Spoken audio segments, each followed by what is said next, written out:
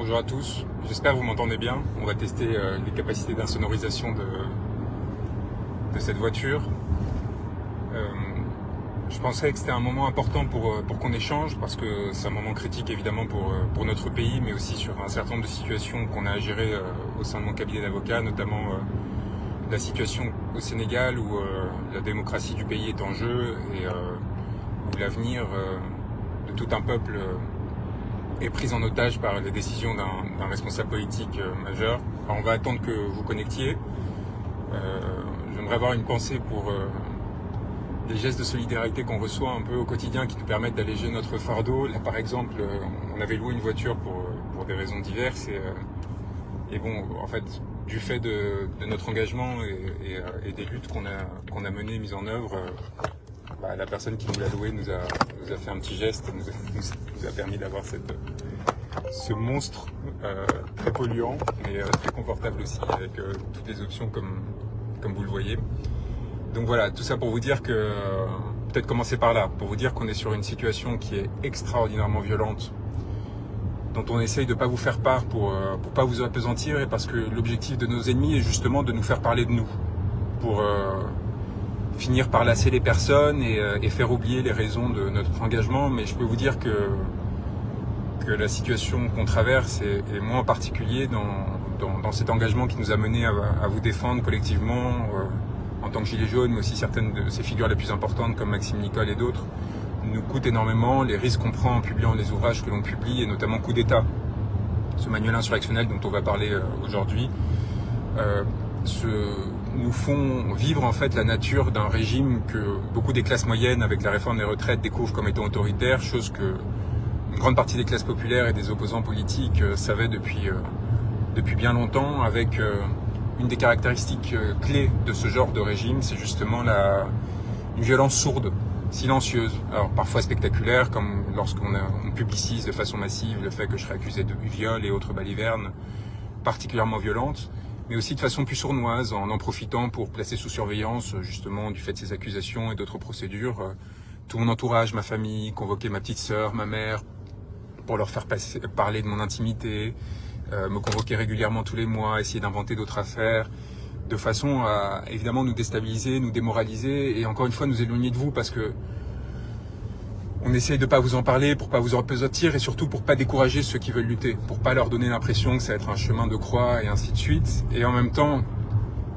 du coup, ça nous isole, ça nous fait subir avec une violence extraordinaire. Pour vous donner un exemple, évidemment, ce live va porter sur des sujets beaucoup plus importants, mais ça vous permet aussi de concevoir comment, de façon silencieuse et invisibilisée, en fait, on essaye de détruire et d'écraser des personnes de bonne foi. Et pourquoi, en fait, il y a cette déshérence au sein de l'espace politique français? Pourquoi il y a si peu d'alternatives qui émergent? En fait, parce que c'est très risqué de s'instituer en contre-pouvoir aujourd'hui, parce qu'on vous le fait payer d'une façon extraordinairement violente et qu'on s'assure, en fait, de détruire les personnes avant même qu'elles aient pu exister. Donc là, par exemple, vous vous souvenez peut-être, on avait créé une petite cagnotte pour nous aider à financer les activités pro bono, les nombreuses défenses de Gilets jaunes et d'opposants politiques qu'on met en œuvre. Vous le savez, Valérie, par exemple, le 20 juin, on va la défendre à Saint-Omer. C'est cette femme qui a été poursuivie, placée en garde à vue, après avoir été arrêtée pour avoir parlé de Emmanuel Macron en disant de lui qu'il était une ordure. En disant l'ordure va vous parler demain à 13h, donc elle l'avait même pas nommé. Et bam, les gendarmes qui toquent à la porte, qui l'arrêtent, qui la convoquent. Donc on est en fait en permanence en train d'essayer de se battre pour protéger des citoyens comme ça, en utilisant notre capital symbolique, la légitimité qu'on a, que ce soit moi en tant qu'avocat, mon cabinet, même notre maîtrise des habitus bourgeois, pour faire contrepoids, pour pas que ces poursuites silencieuses, ce harcèlement quotidien qu'a connu très bien Stéphane Espic, vous vous souvenez, ce gilet jaune avec lequel on a gagné un procès contre Emmanuel et Brigitte Macron, juste parce qu'il s'était baigné en homard, avec un homard gonflable devant Toulon, devant le phare de Brégançon. Eh bien, donc on fait tout ça, et on avait lancé une petite cagnotte pour ceux qui voulaient nous aider en donnant quelques euros, et on avait collecté 3 fois rien. Eh bien, bam, l'ordre des avocats me poursuit au disciplinaire, par exemple, pour avoir créé cette cagnotte. Alors, ils l'avaient annoncé au Figaro avant même de lancer les poursuites, donc ça les met dans une situation compliquée, ils savent pas trop comment le justifier. Je vous parle de ça, mais je pourrais vous parler des poursuites qui ont eu lieu pendant des années sur l'affaire Griveaux. On a essayé de me faire porter l'acte de mon client, Piotr Pawlenski, vous vous souvenez, celui qui avait fait sortir cette vidéo pornographique qui avait été produite par l'égérie de l'Élysée, l'un des plus proches conseillers d'Emmanuel Macron. Et donc ça donne des poursuites pénales, on vous met en mise en examen, comme on l'a fait pour cette histoire de viol abracadabresque, on vous convoque, on vous reconvoque, on avait perquisitionné la Sorbonne pour obtenir mes relevés de notes.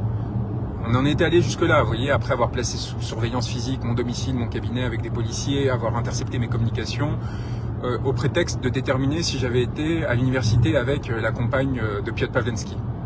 Et donc on était allé jusqu'à perquisitionner la Sorbonne. Tout ça, c'est important de vous en parler parce que ça vous permet en fait, je le fais très peu souvent, mais là j'ai décidé de le faire parce que ça vous permet de voir que un régime autoritaire, c'est pas que spectaculaire, c'est pas que les 500 CRS qu'on place devant le Conseil constitutionnel à un moment de crise.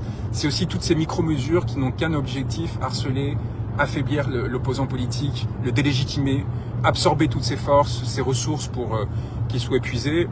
Et quand on essaie de faire barrage à ça, justement en défendant les personnes qu'on a défendues, eh bien, on devient la cible. Et donc, on se fait poursuivre au disciplinaire sur l'affaire Griveaux, sur une histoire de cagnotte, n'importe quoi, en fait, qui peut servir de prétexte. Et c'est autant d'audiences, de poursuites, de choses sur lesquelles il faut écrire des mémoires. Et ça explique aussi beaucoup des disparitions auxquelles on est, qui font que vous nous entendez beaucoup moins, au-delà des censures et ainsi de suite. À quoi s'ajoute évidemment le travail qu'on doit continuer à mener pour se nourrir, pour rencontrer des gens, pour traverser la France et continuer à organiser des conférences et ainsi de suite, les lectures, pour continuer, pour pas devenir comme eux, des pauvres gens qui, à 25 ans, pensent avoir tout fait parce qu'ils ont réussi un concours, tout compris au monde et s'en tiennent là. Donc continuer à s'imprégner, prendre le temps de faire des lectures difficiles, de grands auteurs, pour continuer à vous proposer quelque chose de nouveau, de frais, qui nous permettent d'être toujours plus pertinents face à nos adversaires.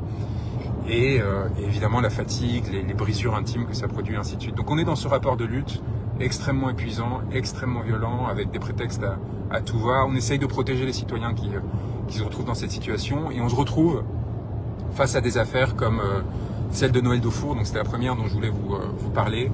Noël Daufour, que je considère comme un intellectuel, un artiste guadeloupéen de première importance, et qui est soupçonné d'avoir participé aux émeutes de fin 2021, vous savez, contre la politique sanitaire du gouvernement.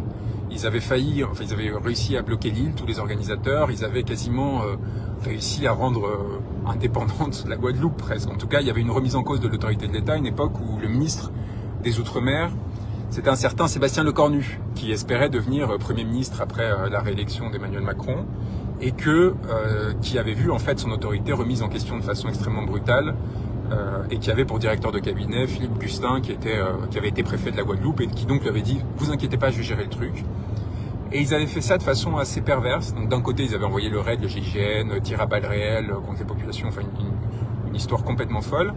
Et de l'autre, ils avaient décidé de contourner un obstacle qui était très important. C'est intéressant pour tout le monde, vous allez voir, parce que c'est des leçons qu'on doit tirer dans nos luttes en général. Ils savaient que les syndicats qui avaient organisé ces manifestations, donc le GTG et le LKP, ainsi que d'autres organisations comme Moon Guadeloupe, étaient trop puissantes et qu'ils ne pouvaient pas les attaquer directement. Donc ce qu'ils ont fait, c'est qu'ils sont allés choper ce qu'ils appellent des grands frères, c'est-à-dire des gens de la rue qui ont leur parcours, qui pour certains sont des jeunes qui se mobilisent, pour d'autres des personnes qui sont des médiateurs sociaux, etc. Et ils ont décidé de les arrêter eux. Donc ils ont laissé les grands leaders comme Elie Domota et compagnie, ils ont passé un pacte avec eux, donc les supposés protecteurs du peuple guadeloupéen. Et ils ont fait une sorte de deal tacite par lequel ils prenaient ce qu'ils considéraient des seconds couteaux, des Guadeloupéens, des citoyens simples, vous voyez. Un peu comme si les syndicats avaient fait, ce qu'ils ont un peu fait d'ailleurs pendant les Gilets jaunes, un accord pour laisser tomber un certain nombre de Gilets jaunes, pour les écraser. La différence, c'est que dans l'Hexagone, ils ont dû céder, parce que ils n'ont pas la légitimité suffisante pour écraser de but en blanc un mouvement social. Et en Guadeloupe, par contre, il y a les réflexes néocoloniaux qui font qu'ils peuvent se permettre tout et n'importe quoi. Donc ils en ont pris quelques-uns, dont Noël Daufour. Ils l'ont envoyé à 7000 km de chez lui, alors qu'il avait un enfant de 2 ans à l'époque, présumé innocent, à Moulins-Isère, à 4 heures de Paris, dans le centre pénitentiaire le plus isolé de France. Prisonnier politique, escorte 3, avec toutes les vexations que vous pouvez imaginer. Ils l'ont laissé pendant 1 an là-bas. Il a pu voir son enfant de 3 ans que 2 fois. J'ai réussi, après de hautes luttes, à obtenir son rapatriement en Martinique, non pas en Guadeloupe, parce qu'ils ont tellement peur qu'ils ont décidé de faire juger cette affaire en Martinique, pas en Guadeloupe. Et là, évidemment, notamment probablement du fait du choc émotionnel que tout cela a provoqué, sa fille de 3 ans a un énorme accident de santé, est téléportée en urgence en Martinique, donc à quelques kilomètres de son père, où elle est hospitalisée et opérée d'urgence d'une tumeur au cerveau à 3 ans. Et là, qu'est-ce que fait l'État ? eh bien, elle refuse que le père, qui est présumé innocent, qui est détenu provisoirement depuis plus d'1 an, aille voir sa fille. Vous imaginez la cruauté extraordinaire. Et au bout de 3 jours de haute lutte, en 6 ans, les préfets, avec l'aide de tous les députés, de tous bords confondus, de Guadeloupe et de Martinique, qui saisissent le ministre de la Justice, ont réussi à obtenir quoi? Une visite de 2 heures auprès d'une fille qui était entre la vie et la mort. Et j'ai prévenu les autorités, je leur avais dit que si cette fille était retrouvée par son père à l'état de cadavre, eh bien des choses particulièrement graves se passeraient, parce que c'est pas des choses qu'on laissera passer. Et parce qu'il y a des forces sociales qui sont capables de se mobiliser en Guadeloupe face à ce genre d'injustice et qui devraient d'ailleurs le faire. Par miracle, la fille s'est rétablie, évidemment dans une situation que vous imaginez particulièrement catastrophique. Elle a pu aller visiter son père en urgence, une fois qu'elle est sortie de la période d'hospitalisation, mais évidemment celui-ci, 15 mois après, reste détenu en tant